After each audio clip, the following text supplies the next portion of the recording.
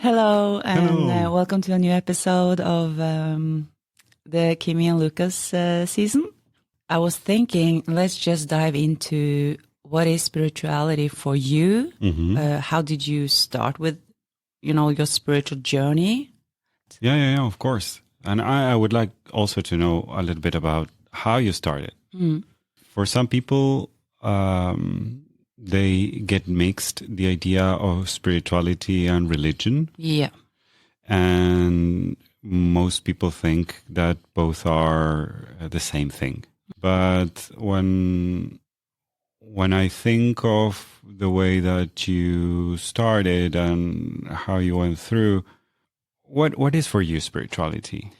For me, it's spirit. It means my spirit is my energy. It's just how I feel. So when I talk about spiritual growth or spirituality, it just means I want to be more in connection with myself, like my spirit and my essence.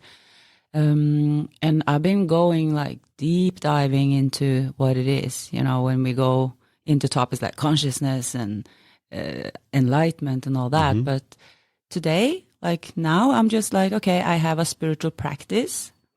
It just means like I take care of my soul as much as I take care of my body. Okay, because for me, when I think of spiritual practice, I grew up in a very religious home. My parents are Catholic, and they are part of the Catholic family movement. So they were like very engaged, trying to make people not fail in their marriages and all these kind of things. And I got very confused. I like the idea of seeing the spiritual practice as a way to take care of your soul and grow up as a spiritual person. But did you grow up like thinking of religion as the same thing as spirituality? Yeah. Or did you think of yourself as a spiritual being when you were younger? Or was it just a believer? Or I think I was a believer. I grew up with parents and grandparents that were very involved in the church. And for us, it was this life is not important. The important one is the next one. So you're doing things for the next life. That's a little bit sad. Isn't it? And when I see, this is why I wanted you to share a little bit of your stories when you were a child, but because when I see how you lived spirituality as a kid, it is absolutely different. Yeah, I forget that sometimes, and it's because I was so fortunate to grow up in an environment where spirituality was just as natural as brushing our teeth. My mother called herself a Christian. Yeah. So in our house, she had these pictures of Jesus and Mother Maria, and she was Christian, and that was open. My father, he was not an atheist, but he was. And they did meditation and yoga, and we were into herbs and all this Ayurvedic lifestyle, but it was so natural. So for us, we just grew up like we are spiritual beings, and we need to listen to our intuition and follow our heart. That is kind of what we were taught from a very, very young age. When I think of that, it's like your parents were kind of tantric Buddhists without knowing, or? Yeah. My mother is, like we call in Tantra, Mother Dakini, and we will go more into these topics. But so spirituality is just like we are all spiritual beings.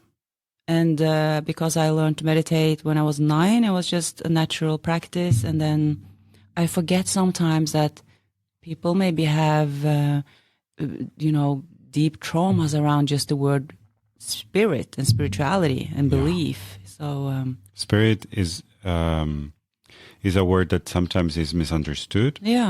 Spirit comes from the word spiritum, which means something that is alive. Yeah. And for me, spirituality as a grown man, because I started meditating maybe when I was 30 years old, out of anxiety and all that. So spirituality for me is more about recognizing that I'm part of something bigger and that I'm also alive as other people are, and we share the experience of being alive. But now it's absolutely disconnected from religion. Yeah. Religion is more about how you connect with God. And every religion proposes a way to connect with God in a certain way. And spirituality could be your practice when you recognize that you're alive and you're part of something bigger.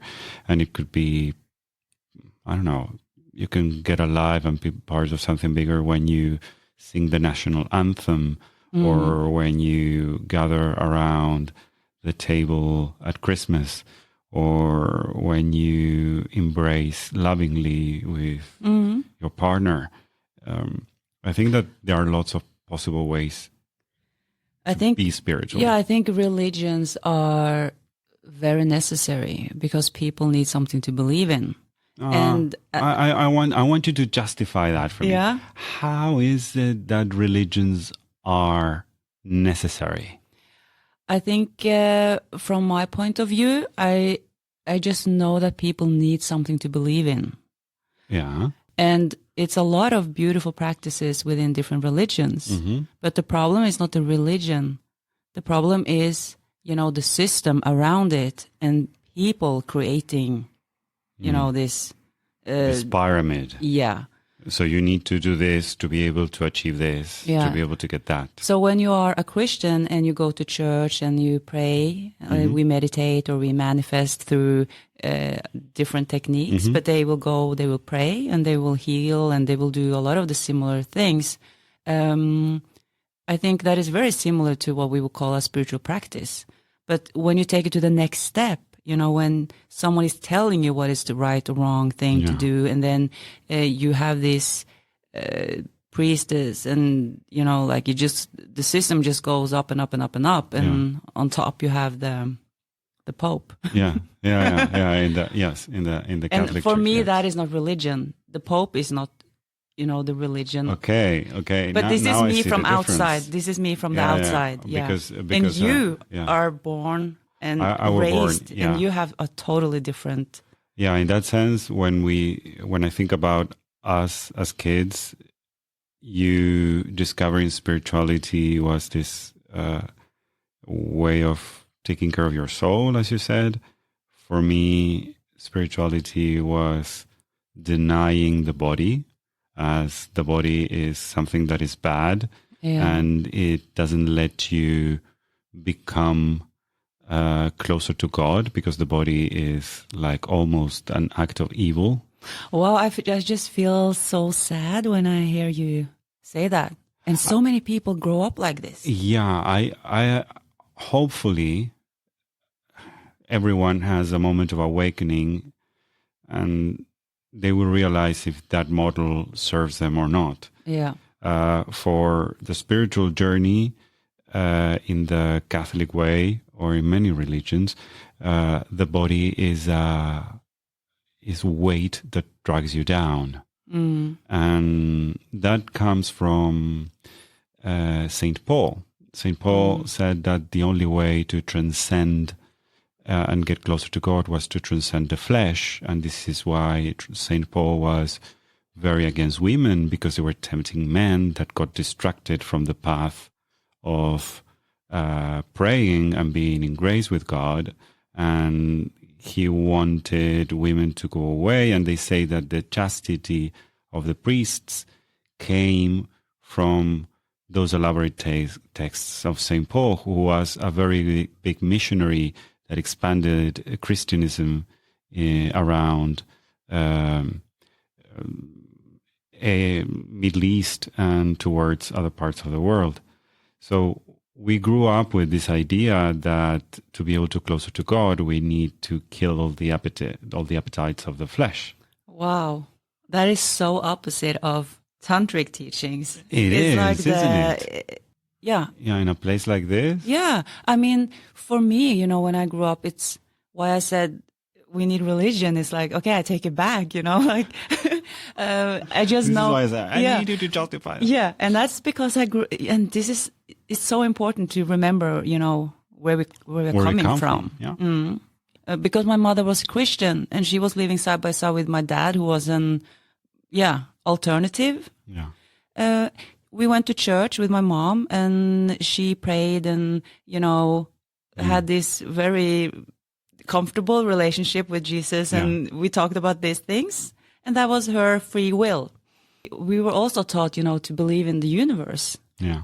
And we didn't have God, but we had the source or the universe. Yeah.